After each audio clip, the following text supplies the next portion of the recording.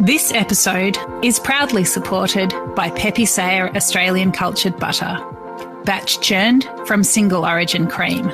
We've got a culturing process, a fermenting process, an aging process. So the butter will taste very different than, I guess, the average supermarket butter.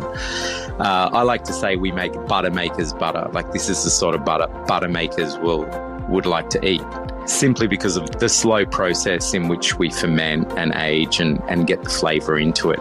You know, the natural fermentation that gets all the flavours into the cream, and then once you churn it, you end up with this really rich, flavoursome butter that evolves and changes because it's a live culture that's in the butter as well. For more information, go to peppiseya.com.au. I'd like to acknowledge Australia's First Nation people as the traditional custodians of the land, and for this episode in particular, the Dharawal people. I pay my respects to their elders, past and present. The thing I loved about going to Shaw & Smith and being in meetings was that you weren't the smartest person in the room, and I wasn't the second smartest person in the room, or the third, or the fourth, or the fifth, and it was just full of these amazing wine brains and people that I was like, oh my gosh, there's so much for me to learn about here again. This is the Over the Glass podcast. I'm Shanteh Wale. New Year's Eve celebrates the closing of one year and the welcoming of another. The possibilities, the dreams, and new hopes. It all comes together to create an atmosphere of anticipation and excitement. Whether you spend it with your work colleagues, family, friends, or even strangers, it's a time for toasting and looking skyward to the future. Kavita Faiella is known both on the international beverage stage as sommelier and influential personality. With extensive experience across Asia as buyer, leader, trainer, Kavita has also been successful at founding her own wine merchant company. With success at every turn, she now holds the title of State and Marketing Manager at Shaw & Smith, Tolpuddle, and the Other Wine Co. Hi, Kavita. Thanks for joining me. Hi. How are you today? This is such a crazy time of the year and a little bit different for you this year. How's December treating you? Oh, yeah, it's definitely different to usual. So I'm on maternity leave.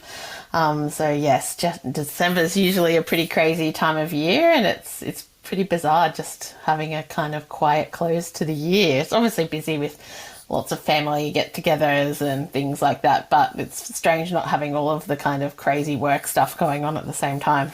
Absolutely. And with your gorgeous boy, does everybody just want a piece of you, but this time also just want a piece of Kian instead of wanting and demanding your time?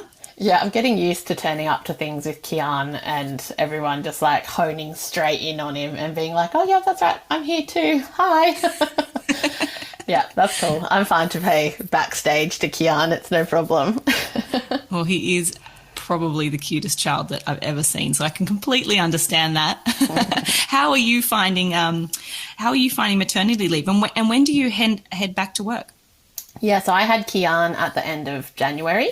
So I've been off this whole year, which has been really amazing. And I head back to work on the 1st of February. So just the last few weeks of maternity leave now.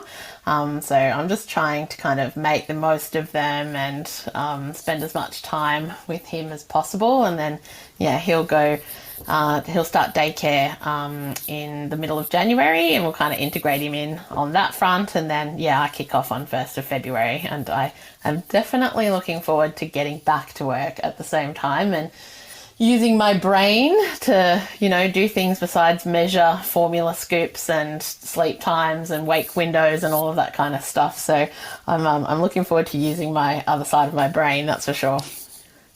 Yeah, it doesn't necessarily sound like it's any less stressful at this time of the year for you. No way. I've been doing like the hardest job I've ever done in my entire life for the last year. Yeah. I need a holiday. Yeah, I think you totally do. Tell me a little bit about your role as sales and marketing manager of Shaw & Smith, Tolpuddle, and the Other Wine Co. For all those people out there that don't know what you do. Yeah, so I work as the sales and marketing manager, and I've been with Shaw & Smith for several years now. I initially started working with Shaw & Smith as a consultant.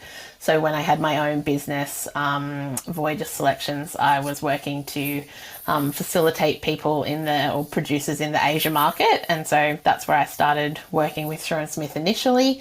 And then slowly but surely that just became more and more and more of my time. And then I decided that, when you get to see the behind the scenes of lots of different producers, I just loved working with them and their operation and all the people there. And so, yeah, it was a bit of a natural fit to kind of progressively become 100% of my time for me. And so, yeah, I've been full-time with them for about the last 3 years. I mean, you've had the most incredible career so far with so many different aspects. So I want to touch on little bits of those. Because I really think that it's a great example of people that get into perhaps hospitality and think, well, what are the jobs that I can do in this industry? And I think what you have done over your career can really showcase just all the different facets and if you're successful at one element, where it can lead you. And I don't necessarily want to put you on the spot, but can you tell me a little bit about kind of how you got involved as being a sommelier and kind of, the ebbs and flows of where you've got to now? Yeah, so being a sommelier is obviously not a job they tell you about at high school. And I initially wanted to be a doctor. So I was studying at university. And at the time, I was working at a restaurant in the city. And I come from the Sutherland Shire, so it was my first time kind of working in a fancy restaurant. And I didn't even know that sommeliers existed. My family had never kind of eaten in restaurants with sommeliers, and I don't come from a wine kind of family in that sense. We always ate, Lebanese and Greek restaurants and that kind of thing. And so, yeah, I was like, oh, there's this person that only has to talk about the wine in this restaurant. That's a pretty good gig. And I slowly just became more and more fascinated with what Glenn, who's a sommelier in that restaurant, Coast, was doing. And I just thought there was so much that he had to learn about and remember. And I obviously have this brain that's good at memorizing things because I was, studying all this medical stuff. And thought I could memorize all of this stuff, but there's a lot to learn about. And it just became I just loved going to work more than I did university in the end. And I thought, how do you, what do you have to study? Because I was so used to, studying things. I was like, what course do you have to do to be able to be this sommelier? And it wasn't really much out there that you could officially study at that time, talking about almost 20 years ago now. That ages me a little bit, doesn't it? And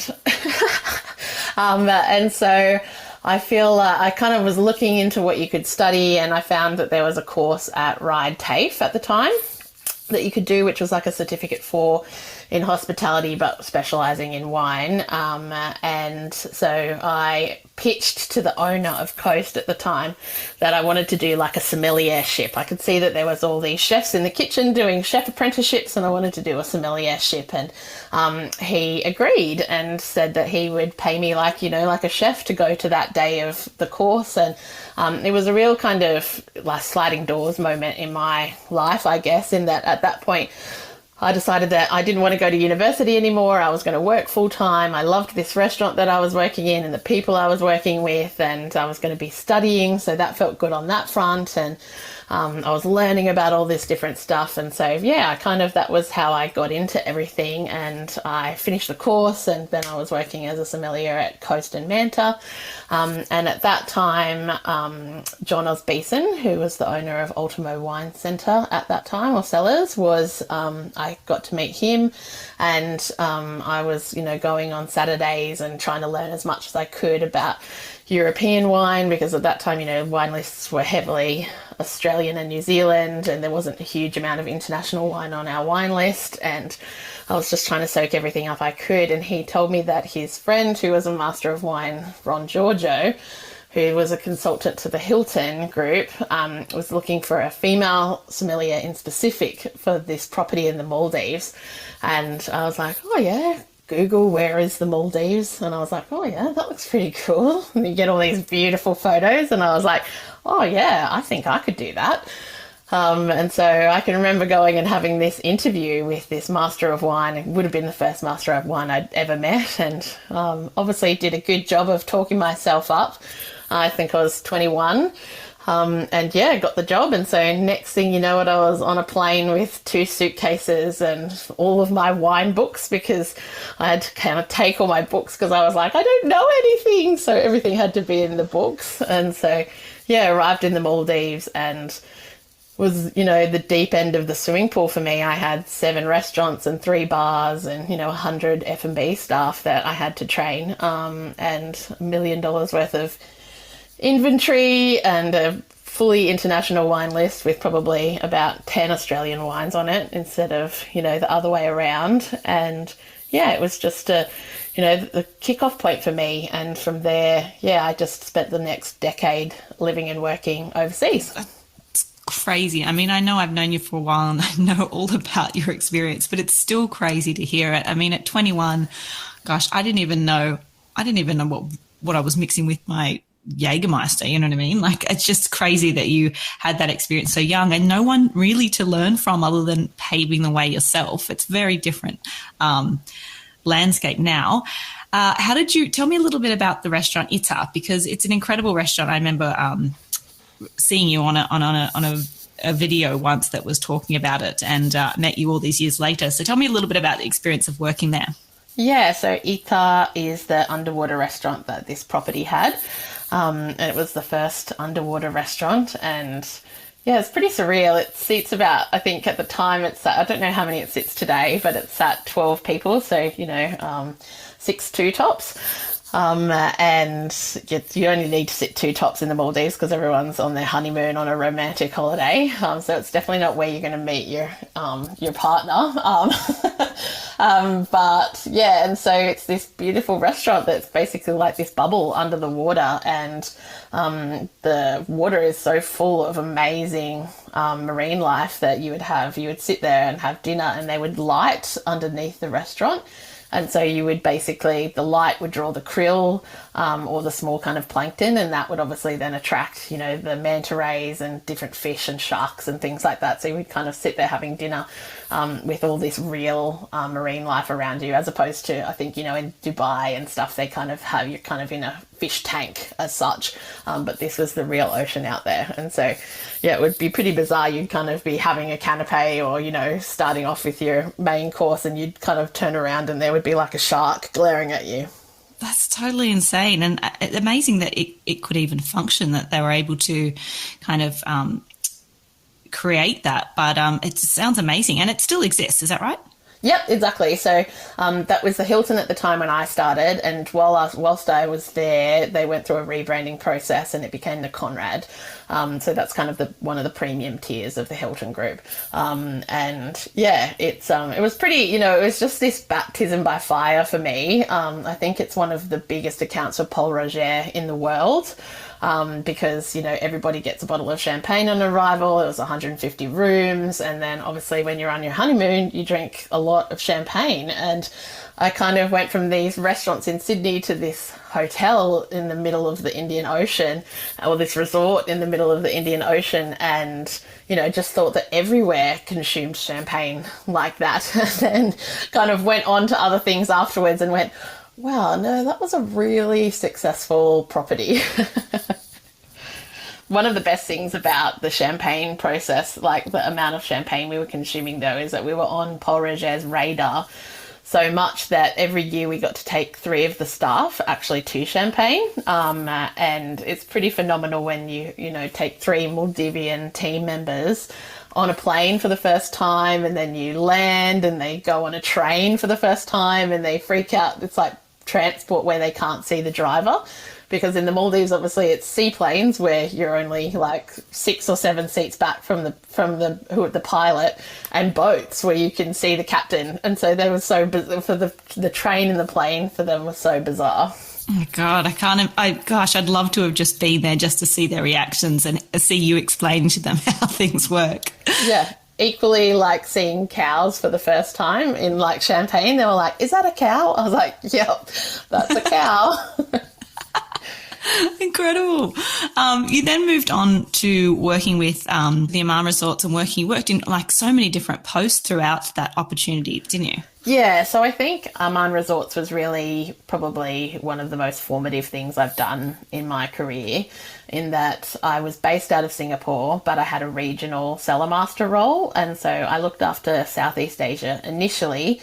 And so places like, you know, Phuket in Thailand and Laos, Cambodia, the Philippines, and yeah, kind of went in and out of those properties and setting up the programs and training the staff. And I just really loved that job, in that the places where these resorts are located are some of the most beautiful places on the planet, and the properties themselves are phenomenal, but equally the staff working within them are all very special, and a lot of them had worked in the properties ever since they opened. So you would go there and you'd say, oh, how long have you worked here? And they'd say, oh, 24 years, and just things like that. And, you know, being able to talk to them and train them about something like wine, which was so foreign to them. After I'd done Southeast Asia for Amman, I moved and I was based in India, and I looked after Southeast Asia, and I looked after South Asia, and Bhutan was one of my countries. And, you know, you're talking to people about something that they've never even held a bottle of wine, let alone trying to tell them about the characteristics of Chardonnay or Sauvignon Blanc and the difference between a light-bodied and a full-bodied wine. For them, you know, for us, there's so much kind of natural knowledge that comes with wine, and you know that your mum's drunk it and that white wine goes in the fridge and red wine doesn't, but there's no kind of assumed knowledge with them. And so, I just really loved that experience. And in a lot of those countries, knowledge is power, or knowledge is advancement for them. And so they really loved having the opportunity to learn about something new, because it meant that they could potentially get a promotion, which meant a little bit more money, which meant that they could potentially send their kids to a different school or something like that. And so, yeah, it was just a really different scenario to, you know, training teams in Sydney or something where they're like, am I getting paid for this training? So yeah, I just really loved being able to do that training and breaking wine right back to its very basics. And so, yeah, that was probably the best part about working for Amman, but I worked for them for a long time.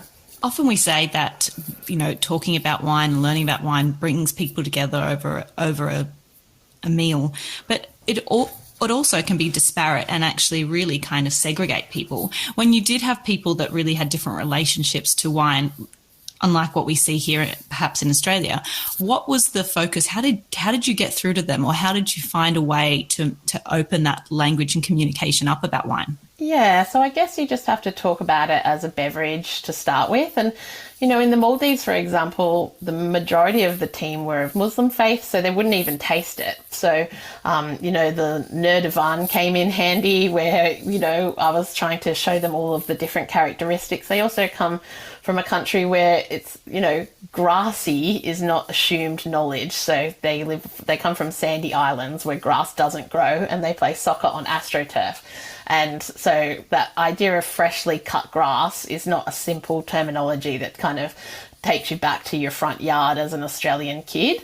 And so there's a lot of characteristics that we use when we talk about wine, where you really had to like use things that were logical to them. So light-bodied, medium-bodied and full-bodied was kind of like the difference in texture between water, milk and cream, or things like that. And so you just kind of had to get creative and use things that were logical to them. And I guess when you were starting to really develop people in your team, so you would have wine waiters and you were trying to train people up to be sommeliers and stuff like that in the team and take things a little bit further, then you would use kind of examples like coconut, for example, where there's 5 or 6 or 10 different aromas that you can talk about when you're talking about coconut, whether it's fresh coconut, coconut water, roasted coconut, all those kind of things. And so it was just about kind of getting creative and thinking about what was logical to them and applying it back onto what's their field of knowledge and things that they know about.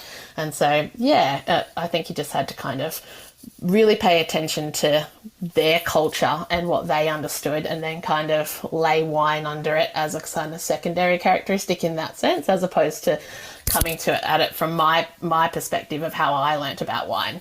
And so, yeah, it was pretty fun. And then moving to Amman, New Delhi, a totally different landscape with totally different culture, and I imagine just an abundance of aromas and different foods that you're looking at. What was your experience like in New Delhi? Yeah, India was the greatest. That was, of all the places that I've lived overseas, I would probably say that India was my favourite. And again, that's like you said, you would walk out the door and everything, the volume is turned up to 100 on everything in India. And so you would just be whacked in the face with all of these different aromas and smells. And, you know, you look like a professional every photo that you take, because there's just this abundance of colour and beauty and, you know, intensity in India. And yeah, I just loved everything that I got to do there. And likewise with the staff, they are so hungry for knowledge in India, and everybody wants to get to the next step and be promoted and become a wine waiter and, you know, do all of the things. And so there I had to be really careful with everything that I ever said in training. Because at that point, you know, you would say things off the cuff and then you would walk past a table and hear them saying the exact same thing to another table, and you'd just be like, yeah, maybe don't say exactly what I said in that training session, but they would just repeat what you said verbatim. And yeah, you kind of had to like watch yourself there, because they would remember every single thing that you said. But yeah, that was an amazing experience. And there we had the opportunity to really kind of train our team up into sommeliers. And I can remember going back to the Maldives actually on a holiday, and walking into a resort that was completely separate from Arman and Conrad, and one of my Indian wine team members from the Arman in Delhi was actually the sommelier of that property in the Maldives, and it made my heart really burst because I was so proud of him. Oh my gosh, that's amazing. I mean, truly, I'm going to keep going because I'm so fascinated. I could hear you talk forever. Tell me a little bit about what life was like when you moved to the press group in Hong Kong. Yeah, so after, 5 or 6 years for working for Arman, a lot of the properties are in very remote locations, or, countries where wine isn't super developed in that sense. So, Bhutan, Sri Lanka, India, it was all really laying the groundwork for wine programs. And I was really keen to work in a city where there was more access to a broader range of wine and just more of a sommelier wine scene. And so, yeah, I applied for the role of the wine director for the press room group, which has, at the time it had 7 restaurants, but it grew to 13 and had a broad cross-section of venues as well. So we had everything from restaurants with Michelin stars and big wine programs to, more casual wine retail that was paired with cheese shops and things like that. And so that was that was just a phenomenal opportunity for me to have a lot more access to wine. And I think quite pivotal in that I got to open and try some of the world's most phenomenal wine in that sense. So, there are people with very deep cellars living in Hong Kong, and that are very generous. And I was working in some of the best restaurants. And so, opening up dinners where they were doing flights of Petrus, and, there was Raveneau and Rousseau and all of this kind of stuff. And I started to get a little bit spoiled in a sense, because you would send your assistant sommelier off. You'd be like, oh, could you go off to that restaurant, and they need to have all of that Petrus tasted before they get here. Whereas, in Sydney, you'd be like, I'm coming to taste it. But yeah, so that was pretty amazing in getting to really sink my teeth into Bordeaux and Burgundy and a lot of the classics in that sense. So yeah, I got a lot of experience on that front when I lived in Hong Kong. And so I was there for just over 2 years. Wow. I mean, I think one of the reasons I love talking to you so much about wine is because of your complete contrast of experience. When you do talk about wine, you can talk about it with anybody, being very accessible, but then you can, hold your own in any conversation with any master sommelier in the world. Speaking of that, you work with some amazing and very prestigious names at Shaw and Smith. What has your experience been like with working with such an incredible team, from winemakers all the way up to founders? Yeah, I think what you mentioned there, that foundation really came to me from being in the Maldives and being completely out of my depth.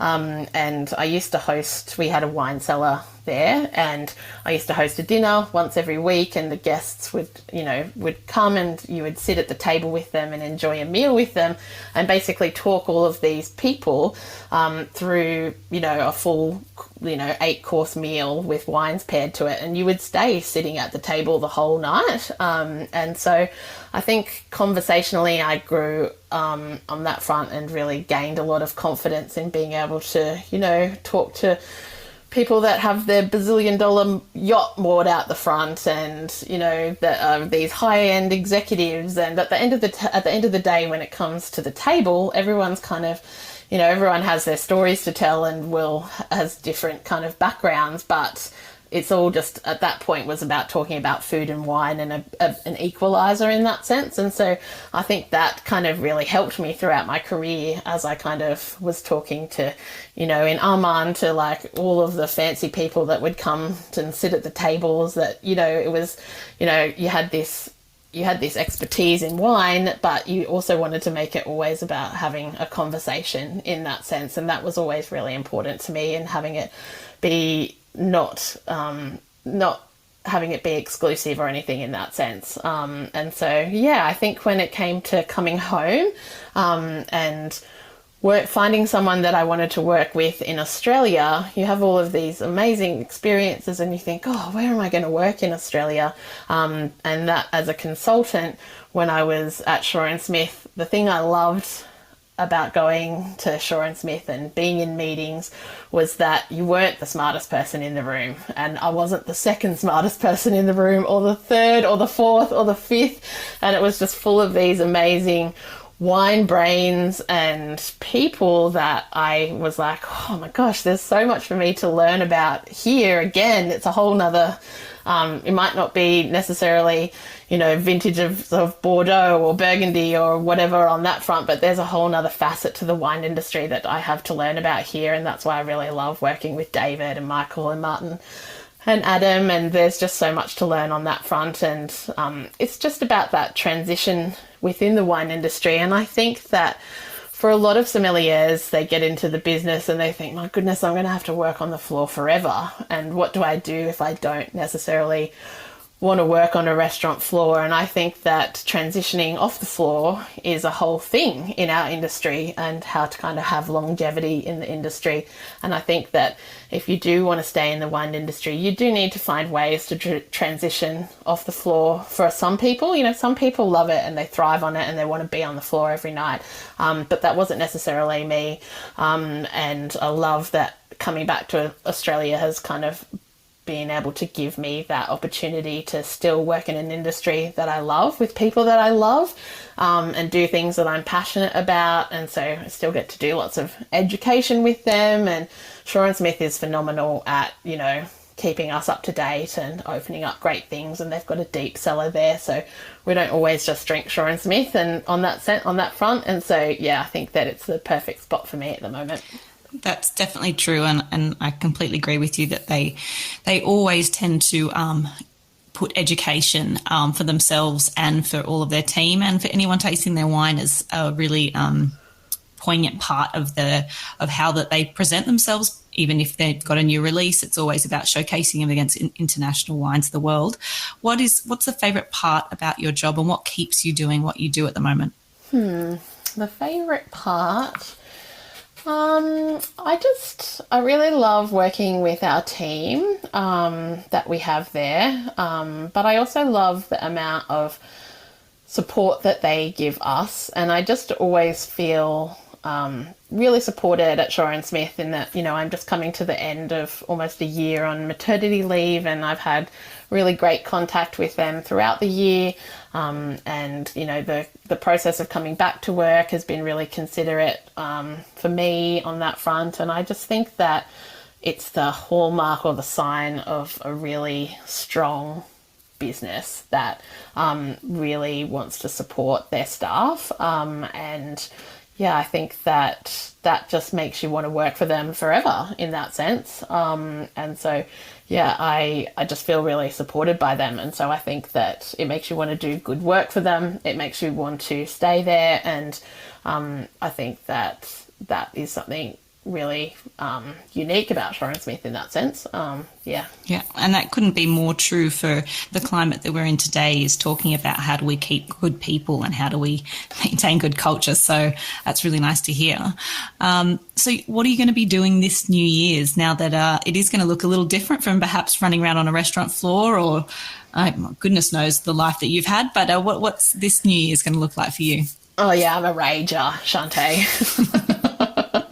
I love that that's the episode that I'm speaking to you about, is the New Year's Eve episode. I'm like, I think you've chosen the wrong person for the New Year's Eve episode. I don't know if the one thing I can tell you is I won't make midnight, that's sure.